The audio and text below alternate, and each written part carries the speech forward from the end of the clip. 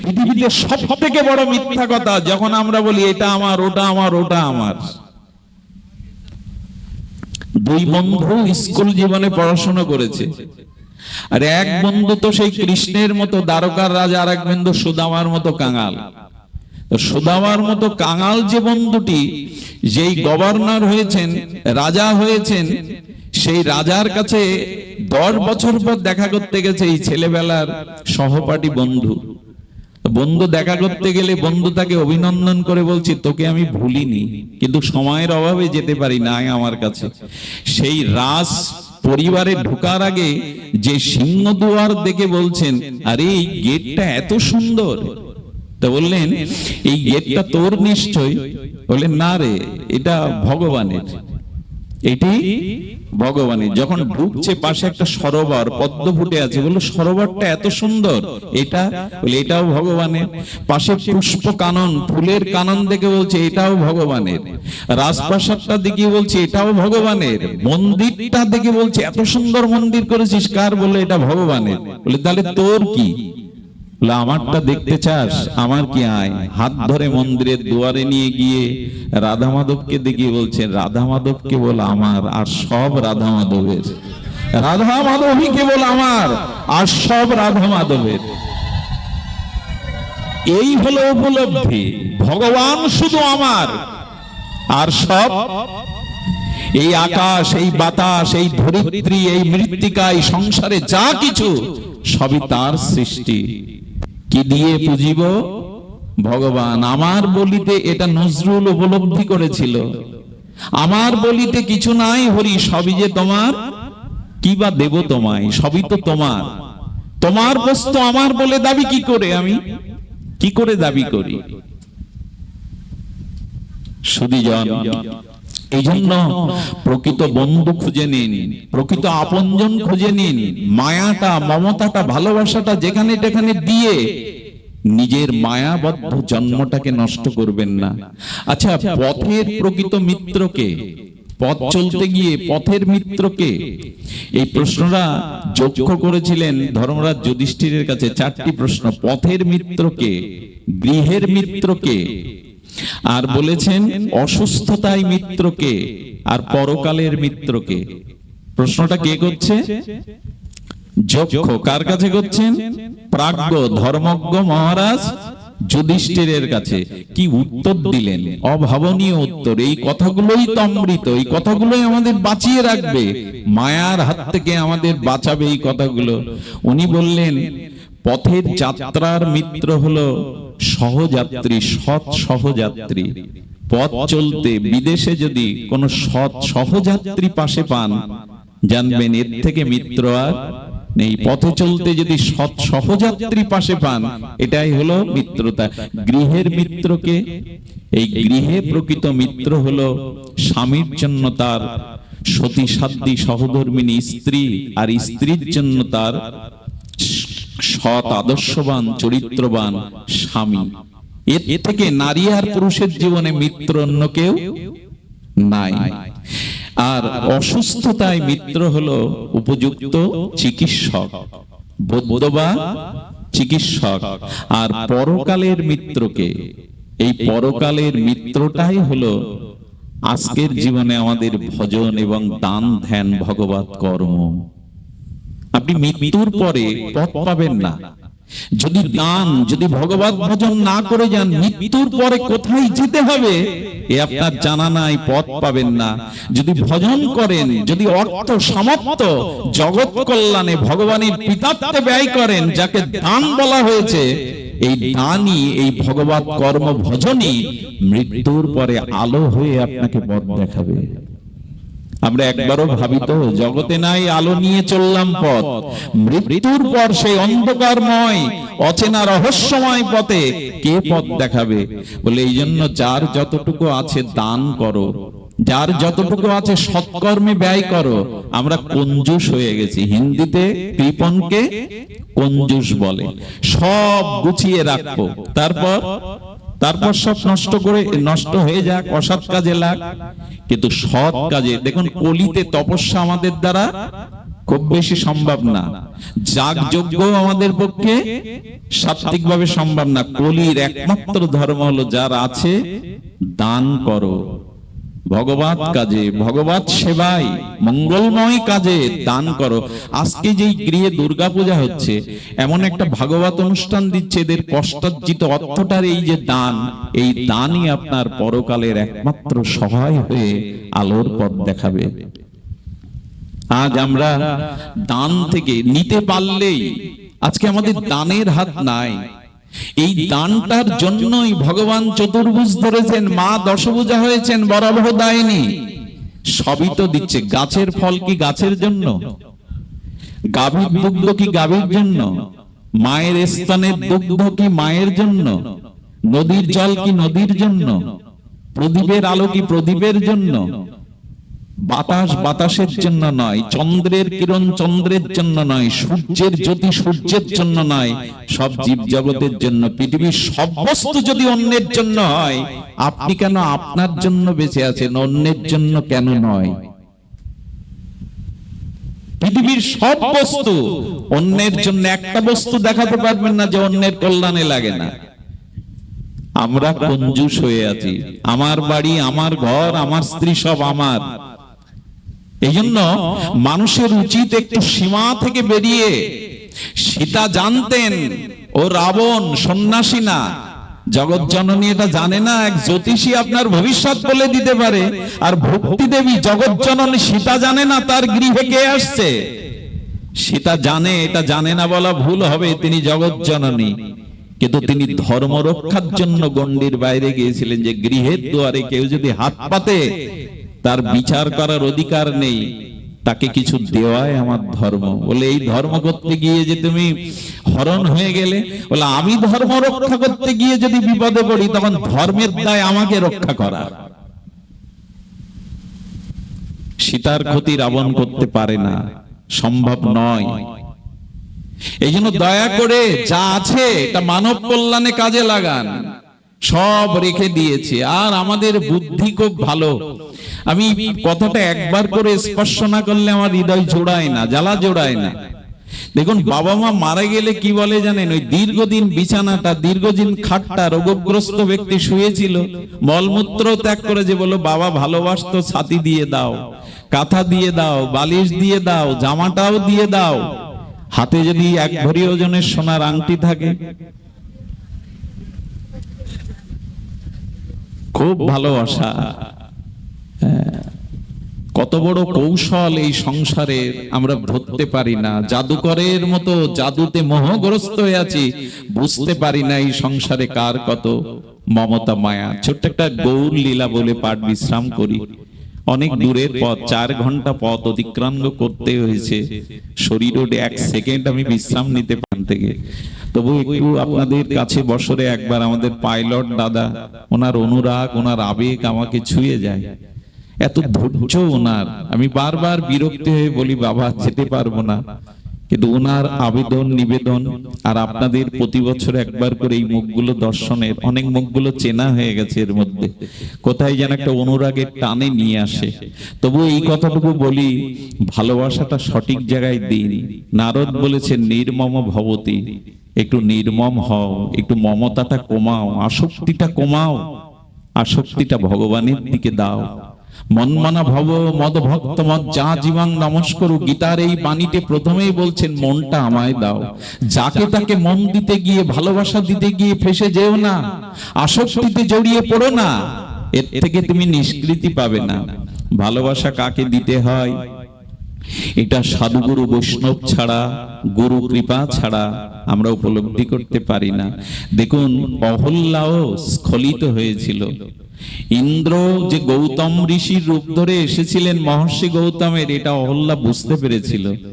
কিন্তু অহল্যার মনে একটা গর্ব কাজ করেছিল, দেবরাজ ইন্দ্র আমার রূপের মাধুর্যে আমার দুয়ারে এসে দাঁড়িয়েছে। আচ্ছা, সতী নারী পরপুরুষের স্পর্শ বুঝতে পারে না কে? তো কথা বলুন, সতী নারীর পক্ষে পরপুরুষের স্পর্শ বুঝতে পারে না? অহল্যা বুঝতে পেরেছিল, কিন্তু নিজের বিবেককে কাজে লাগায়নি। তাই জন্য তো পাষাণ হতে হলো। এই দেখুন, স্বামীকেই, সে তপবনে ছিল, ঋষি গৌতম, এই মহর্ষি গৌতম ইনি নৈয়ায়িক আচার্য। উনি যেখানে থাকতেন পাখির কলকাকলিতে, ফুলের সুগন্ধে, নির্মল বাতাবরণে ওনার আশ্রমটা ছিল স্বর্গের থেকে আরো আনন্দপ্রদ, সুখময়, আনন্দময়। কিন্তু এই যে অহল্যা, এই অহল্যার রূপ এবং অহল্যার রূপ যৌবনে মোহিত হয়ে গেল দেবরাজ ইন্দ্র।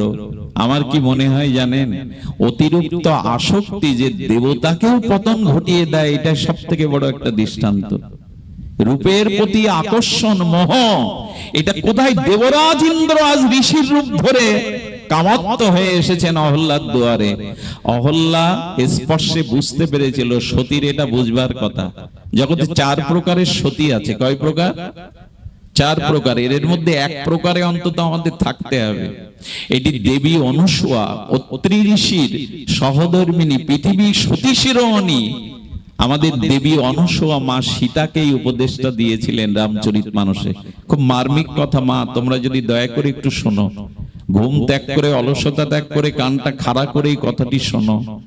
সতীত্বের মহিমা সারা জগৎ বিদিত, শাস্ত্র বিদিত। একটা খুব মূল্যবান বিষয় হলো, অত্রি ঋষির স্ত্রী দেবী অনুসূয়া মা সীতাকে বলেছিলেন, মা সতী হও, পতিব্রতা হও। এটাই নারী জীবনের সব থেকে বড় ব্রত, সব থেকে বড় তপস্যা। সীতা বলেছিল, সতী কয় প্রকার, কি রূপ, আমাকে দয়া করে বলুন। কি অদ্ভুত কথা বলছেন দেবী অনুসূয়া। বলছি শোনো, এই জগতে পরম শ্রেষ্ঠ সতীকে জানো? যে নিজের স্বামী পতি ব্যতীত মনে করে এই পৃথিবীতে আর কেউ পুরুষ নয়। আমার স্বামী ব্যতীত এই পৃথিবীতে অন্য কোনো পুরুষ নাই, সে দেখে না।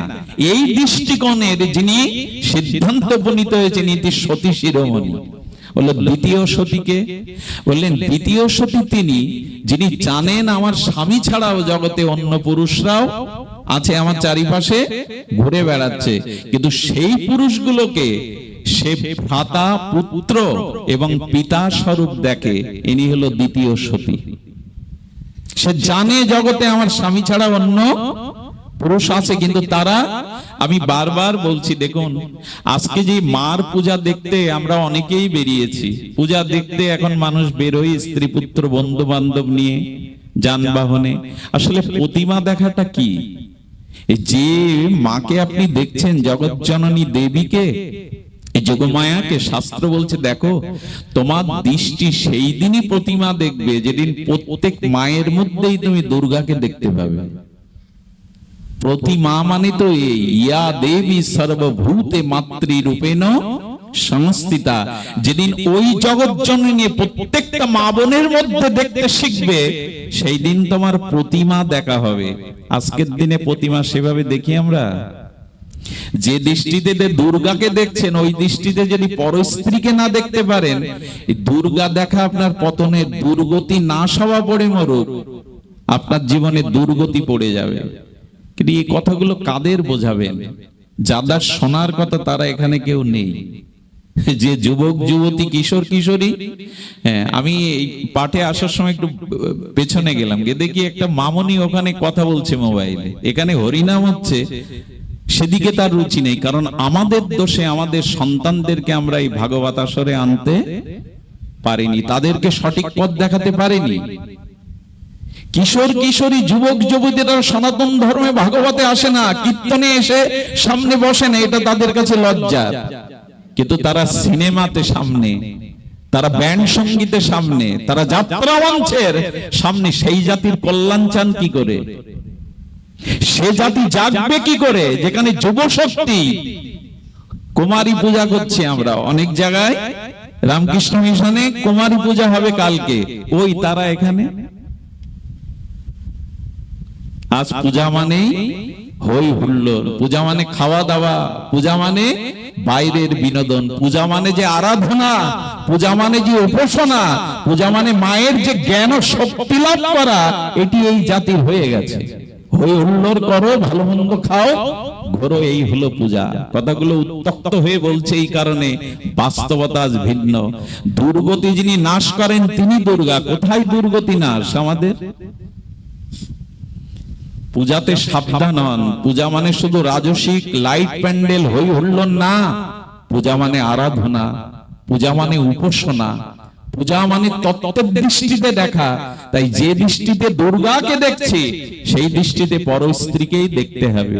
এটাই দুর্গা দর্শন, এটাই প্রতিমা দেখা। প্রতিমা, প্রত্যেক মায়ের মধ্যেই ওই আদ্যা শক্তি রয়ে গেছে। সুধীজন, আরো দৃষ্টি দিন। তৃতীয় সতী কারা? বলছেন যারা নিজের পতি ছাড়া জগতে অন্য পুরুষ আছে, তারা ভাই, তারা পুত্র, তারা পিতা, এটি জানার মধ্যে দিয়েও সে কাউকে মনে মনে পছন্দ করে বসে, কাউকে মনে মনে ভালোবেসে বসে, কিন্তু লজ্জার কারণে, পরিবার বাঁচানোর কারণে, ধর্মের দৃষ্টিকোণের কারণে তারা মনে মনে তাকে পছন্দ করলেও বাস্তবে তাকে খুলে বলতে পারে না, মনটা তাকে সরাসরি প্রকাশ করতে পারে না। এরা তৃতীয় সতী। চতুর্থ কারা? চতুর্থ হলো সে পরপুরুষকে জেনে মন দিয়ে দেয়। এই মন দিয়েও যদি সে কখনো কখনো সেই ঘর সংসার জাতি ধর্ম ত্যাগ করার সিদ্ধান্ত নেয়, সেই সিদ্ধান্তের পা বাড়িয়ে ফেলে সে, এবং তার সাথে যোগাযোগ সম্বন্ধ করার পরে শুধু যদি পতনের ভয়ে, স্বজাতির ভয়ে, সংসারের কল্যাণে এই বিবেক বিচার কোন সৎসঙ্গের দ্বারা জেগে সে পথে পা বাড়িয়ে আবার ফিরে আসে, ইনি হলো চতুর্থ প্রকারের সতী। এই কথাগুলো কত মূল্যবান। রামচরিত মানসে দেবী অনুসূয়া সীতাকে বললেন। সীতাকে বলেছিলেন, সীতা, আমি যে বস্ত্রটা তোমায় দিলাম এটা আমার হাতের তৈরি। এই 14 বছর বনবাসে এই একই বস্ত্র পরিধান করলে মলিন হবে না, অপবিত্র হবে না। একটা সতীর হাতের সুতাও পর্যন্ত এত পবিত্র হয়ে যায়, এত পবিত্র হয়ে যায়। এই জন্য সংসারে যদি কারো সতী ভাজ্যা থাকে, আগে কি বলেছি, প্রকৃত মিত্রকে সংসারে সতী সাধ্বী রমণী যদি কারো থাকে, জানবেন এই পুরুষের জীবন সব থেকে সফল। একজন সতী যে গৃহে আছে সেখানে অমঙ্গল আসতে পারে না, অভিশাপ আসতে পারে না। সর্বকিছুর মধ্যেই তারা তাদের অস্তিত্বকে সনুন্নত রাখতে পারে। আজ এই কথাগুলির বড় প্রয়োজন হয়ে দেখা দিয়েছে। সুধীজন, এই জন্য মাতৃ আরাধনা মানে দেবী শক্তির আরাধনা, শক্তির আরাধনা। সেই শক্তিগুলো এখন নষ্ট হয়ে যাচ্ছে ভেতরে ভেতরে। লক্ষ্মীকে ঘরে আনতে পারছি তো? সব থেকে বড় চিন্তা শুনুন, পিতামাতা সন্তানকে ভাস্ত্রীতে পাঠিয়ে রাত্রে ঘুমাতে পারে না। মেয়েটা অন্য ধর্মে চলে গেল না তো? ছেলেটা ড্রাগ আসক্ত হয়ে গেল না তো? তো বিশ্ববিদ্যালয় পড়িয়েও যদি রাতের ঘুম না থাকে, কোন বিদ্যা দিয়েছেন তাকে সারা জীবন? আর হচ্ছে তো বিশ্ববিদ্যালয়, কলেজেই। এগুলো বাস্তবতাকে এড়িয়ে যাওয়া যাবে না। ধর্মীয় আলোচনা, ভাগবত আলোচনা মানে আবেগ নয়। এই বাস্তবতাগুলো উপলব্ধি করুন, ঘরে ঘরে ধর্মচর্চা করুন। গীতা ভাগবতের এই প্রতিদিন না হলেও প্রতি সপ্তাহে অন্তত গৃহীদের স্ত্রী পুত্র কন্যাদের নিয়ে একদিন সাধুসঙ্গ করা উচিত, ভাগবত শোনা উচিত। নারদ বলেছে 24 ঘন্টার মধ্যে অন্তত 2 ঘন্টা পরিবারের সকলে মিলে ভাগবত শ্রবণ করা উচিত, শাস্ত্র অনুশীলন করা উচিত। অন্তত সেই গৃহের পুত্র কন্যারা বিপদগামী হওয়ার আগে 100 বার ভাববে তাদের বিবেকের বিচারের দ্বারা। চিৎকার করে লাভ কি? সারা বছর লক্ষ্মী পুজো, কালী পুজো, অথচ আমার ঘরের লক্ষ্মী আমি রক্ষা করতে পারছি না, আমার সরস্বতীকে আমি রক্ষা করতে পারছি না। মন্দিরে পূজা করে কি করবেন? ঘরের পূজাই তো নাই, ঘরের ভাগবত অনুশীলন নাই, তো এদের কি করে রক্ষা করবেন আপনি? এখানের পরিবেশ দেখুন। এখন এই পরিবেশের মধ্যেই আনতে হবে মানুষকে, তার চেতনাকে জাগাবার জন্য। সাধু সঙ্গ ছাড়া কারো বিবেক কোনোদিন জাগেনি, জাগবে না। এটা বিশ্ববিদ্যালয়ে পাওয়া যাবে না, বাজার ঘাটে পাওয়া যাবে না। সাধু সঙ্গ, হরিকথার মধ্যেই বিবেক পাওয়া যাবে, চেতনা পাওয়া যাবে। আজ পর্যন্ত যাদের কৃপা হয়েছে, মনুষ্যত্ব অর্জন হয়েছে, এটা সাধুগুরুর কৃপায়, মহৎ কৃপায়, এই ভাগবত তত্ত্বের কৃপায়। আজ এটারই বড় অভাব। আসুন আমরা সেই যে কথাটি বলেই বিশ্রাম করার কথা, সেটি হলো মমতা অন্য জায়গায় দিলে ঠকে যেতে হবে। একবার হয়তো বলেছি আমি এখানে, আর একবার স্মরণ করিয়ে দিই সেই কথা। মহাপ্রভুর একজন প্রিয় পরিকর ছিল, সেই প্রিয় পরিকরের যিনি মহাপ্রভু চরণাশ্রিত, তার ভাইয়ের নাম ছিল বাসুদেব বিপ্র। বাসুদেব বিপ্র বড় মায়াগ্রস্ত, স্ত্রী পুত্রকে নিয়ে এমন মজে আছে সংসারে। ভাই এসে বলছে, ভাই চলো দুই ভাই মিলে গৌর চরণ আশ্রয় করে গৌর ভজন করি। গৌর ভজন ছাড়া কলিহত জীবের আত্ম আশ্রয় নাই।